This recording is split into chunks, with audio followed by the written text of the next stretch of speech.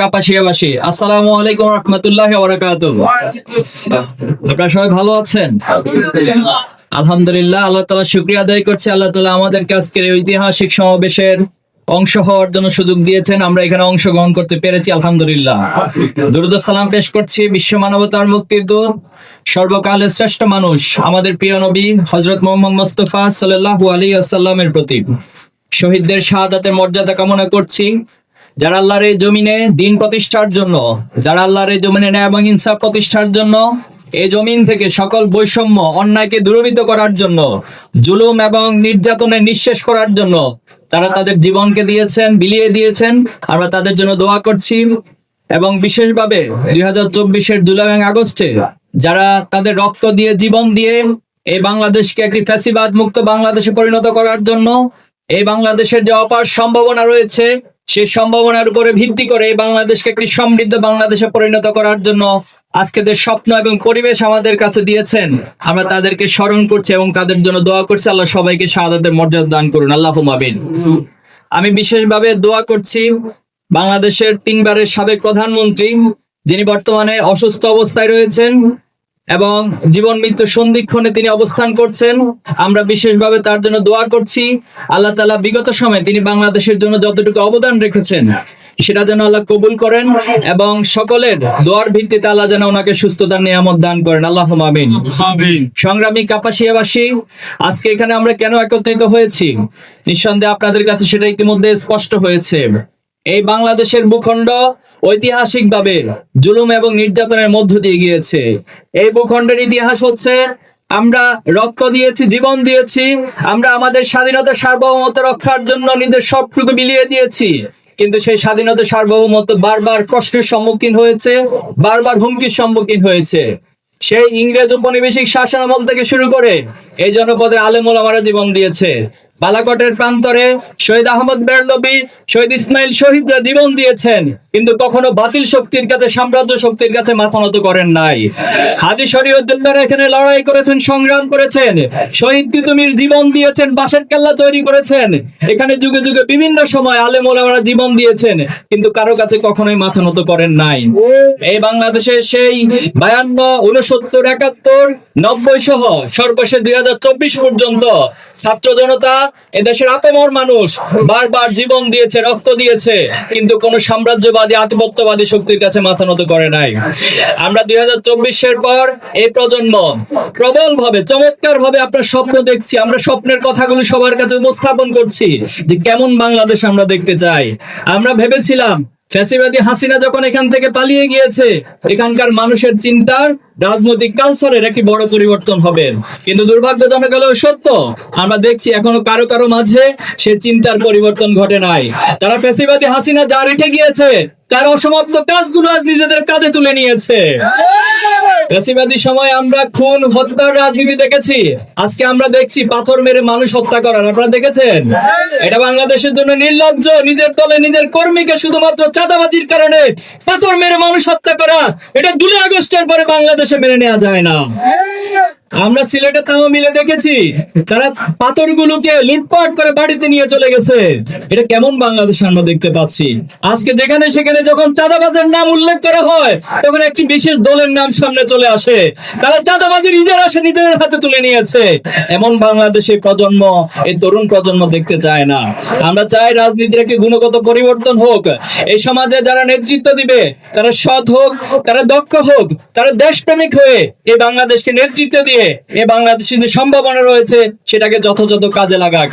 আমরা চাই হিংসার রাজনীতি বন্ধ হোক, আমরা চাই কাদা ছোড়াছড়ি রাজনীতি বন্ধ হোক।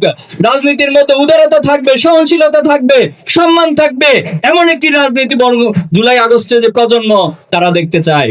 আমরা বিশ্বাস করি আজকে যে জোয়ার উঠেছে প্রজন্মের মাঝে, ইসলামী ছাত্র শিবির বাংলাদেশের 4টি গুরুত্বপূর্ণ বিশ্ববিদ্যালয়ের ছাত্র সংসদে এই সমাজের শিক্ষার্থীরা, এই বিশ্ববিদ্যালয়ের শিক্ষার্থীরা যারা সমাজের সবচেয়ে বিবেকবান, চৌকুশ, তারা ছাত্র শিবিরকে ম্যান্ডেট দিয়েছে। তারা বুঝতে পেরেছে যে কাদের হাতে বাংলাদেশ নিরাপদ থাকবে, কাদের হাতে এই ক্যাম্পাসগুলো নিরাপদ থাকবে, কাদের হাতে বাংলাদেশের সম্ভাবনাগুলো যথাযথ কাজে লাগানো যাবে, তারা সেটা খুব ভালো করে বুঝতে পেরেছে। আমরা বিশ্বাস করে বাংলাদেশের আপামর মানুষও সেটা বুঝতে পারছে এবং আগামী দিনে তারা তাদের যথাযথ যোগ্য, দক্ষ এবং নেতৃত্বকে তারা বাছাই করতে সক্ষম হবে ইনশাআল্লাহ। আমরা মনে করি এই কাপাসিয়াতে যিনি আপনাদের প্রার্থী হয়েছেন, আমাদের শ্রদ্ধেয় সাবেক কেন্দ্রীয় সভাপতি জনাব সালাউদ্দিন আইয়ুবী, তিনি ওনার নামের প্রতি যথেষ্ট সুবিচার করেছেন। সালাউদ্দিন আইয়ুবী ভাইকে আমি যখন কেন্দ্রে দায়িত্ব পালন শুরু করেছিলাম, ভাইকে সেক্রেটারি হিসেবে পেয়েছিলাম। সে সময় জানেন যে 2020 সালে করোনা এবং লকডাউন ছিল। 20 এবং 21 সালে ভাই কেন্দ্রীয় সভাপতির দায়িত্ব পালন করেছেন। এটা একটি নতুন অভিজ্ঞতা, নতুন পরিবেশ ছিল বাংলাদেশের জন্য। কিন্তু ছাত্র শিবিরের মতো একটি বৃহৎ সংগঠনকে ভাই যেভাবে করে নেতৃত্ব দিয়েছেন, একটি ক্রিটিক্যাল মুহূর্তকে, ক্রাইসিস মুহূর্ত কিভাবে ওভারকাম করতে হয়, এটা ভাই খুব ভালো করে জানেন। আমরা আশা করব ভাইয়ের যে জাতীয় পর্যায়ে যে নেতৃত্ব, ইসলামিক ছাত্র শিবিরকে নেতৃত্ব এবং আন্তর্জাতিক অঙ্গনে ভাইয়ের যে নেটওয়ার্ক এবং যে পরিধি রয়েছে, তার মধ্য দিয়ে ভাই এই কাপাসিয়াকে তার যথাযথভাবে গড়ে তুলবে ইনশাআল্লাহ। আমরা সেই প্রত্যাশা রাখি ভাইয়ের প্রতি। সংগ্রামী উপস্থিতি, আজকে যারা এখানে যুবক রয়েছেন, পৃথিবীর ইতিহাস প্রমাণ করে পৃথিবীর প্রত্যেকটি ঐতিহাসিক বড় বড় পরিবর্তনে যুবকদের অবদান রয়েছে। সেটা বৈশ্বিকভাবে যেমন রয়েছে, এই বাংলাদেশের ক্ষেত্রে তেমনই রয়েছে। আমরা জানি মুসা আলাইহিস সালাম যুবক ছিলেন। তিনি ফিরাউনের যে অন্যায় জুলুম, তার বিপরীতে তিনি শির দাঁড় করে দাঁড়িয়েছিলেন। ইব্রাহিম আলাইহিস সালাম যুবক ছিলেন, তিনি নমরুদের অন্যায়ের বিরুদ্ধে দাঁড়িয়েছিলেন। অতীতে যারা সালাউদ্দিন আইয়ুবী ছিল, পৃথিবীর ইতিহাসে বড় বিপ্লব সংগঠন করেছে, ইতিহাসে যে ন্যায় ইনসাফ প্রতিষ্ঠা করেছে, তারেক বিন জিয়াদ ছিল, এই বখতিয়ার খিলজি ছিল, এরা সবাই যুবক ছিল। আল্লাহ রাসূলুল্লাহ সাল্লাল্লাহু আলাইহি ওয়াসাল্লামের সাহাবে আজমাইন ছিল, তারা এক একজন যুবক ছিল।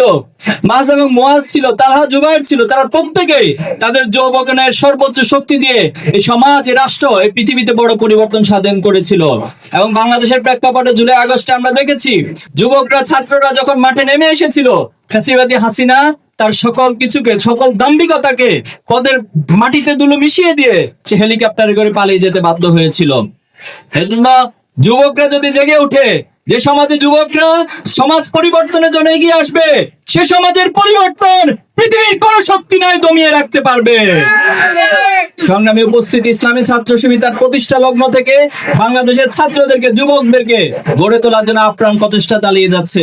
কিন্তু আমাদের এই অগ্রযাত্রায় বিভিন্ন মহল নানা সময় বাধাগ্রস্ত করার চেষ্টা করছে। আমাদের অনেক ভাইদেরকে হত্যা করেছে, আমাদের অনেক ভাইদেরকে গুম করা হয়েছে, তাদের লাশ বিভিন্ন জায়গায় খুঁজে পাওয়া গিয়েছিল। দুঃখজনক হলেও সত্য, জুলাই আগস্টের পর আজ পর্যন্ত আমাদের 7 জন ভাই এখনো ফিরে আসে নাই। এত জুলুম, নির্যাতন, এত ত্যাগ কোরবানির পরেও ছাত্র শিবিরের অগ্রযাত্রা এক মুহূর্তের জন্য কোনোদিন বন্ধ হয় নাই। আমরা দুর্ভাগ্যজনক ভাবে লক্ষ্য করছি, একটি মহল এখনো পর্যন্ত ফ্যাসিবাদী সেই স্লোগান দেয়, একটি শিবির দর ধরে ধরে জবাই কর। এর চেয়ে হিংস্র, এর চেয়ে বর্বর স্লোগান কোনো কিছু হতে পারে না। সুন্দরবনের যে হিংস্র পশু রয়েছে, তাদের জন্য সকাল বিকাল মানুষ নাস্তা করতে হয় না। তাহলে আপনারা কেমন মানুষ হলেন? পশুর চেয়ে নিকৃষ্ট ভূমিকা আপনারা অবতীর্ণ হচ্ছেন। আপনাদেরকে থামার জন্য বলবো, যারা অতীতে ইসলামী ছাত্র শিবিরের অগ্রযাত্রাকে থামিয়ে দিতে চেয়েছে, ইতিহাস প্রমাণ করে তারাই বরং থেমে গিয়েছে। আমাদেরকে ভয় দেখাতে এসে শয়তান সবসময় অন্ধকারে পালিয়ে গিয়েছে। আমাদেরকে যারা নিষিদ্ধ করেছিল, তারাই বরং বাংলাদেশ থেকে নিষিদ্ধ উৎখাত হেলিকপ্টারে করে ভারতে পালিয়ে গিয়েছে। এই জন্য এই প্রজন্ম কোন ফ্যাসিবাদী শক্তি, কারো রক্তচক্ষু, কোন আধিপত্যবাদ, কোন সাম্রাজ্যবাদকে পরোয়া করে না। এই প্রজন্ম শুধু একমাত্র আল্লাহকে ভয় করতে জানে। আমরা এই ঘোষণা দিয়েছি, আসলামতু লিরাব্বিল আলামিন। আমরা এক আল্লাহর কাছে আত্মসমর্পণ করি, এক আল্লাহর কাছে মাথা নত করি। দুনিয়ার কোন শক্তির কাছে, কোন শক্তির কাছে আমরা পরোয়া করি না, মাথা নত করি না। সংগ্রামী উপস্থিতি, এই বাংলাদেশ অপার সম্ভাবনার বাংলাদেশ। পৃথিবীর সবচেয়ে বড় সি বিচ বাংলাদেশে রয়েছে কক্সবাজার, আপনারা জানেন। পৃথিবীর সবচেয়ে বড় ম্যানগ্রোভ ফরেস্ট সুন্দরবন বাংলাদেশের অধিকারে রয়েছে। নদী মাতৃকতার মধ্য দিয়ে যে বাংলাদেশ গড়ে উঠেছে, পুরো বাংলাদেশটাকে একটা পর্যটন শিল্প, পর্যটন রাষ্ট্রে পরিণত করা সম্ভব। হিলারি ক্লিনটন বাংলাদেশে এসে বলেছিল যে আমার কাছে সেন্ট মার্টিন এবং মৌলভীবাজারের কুলাউড়া পাহাড় অনেক বেশি গুরুত্বপূর্ণ।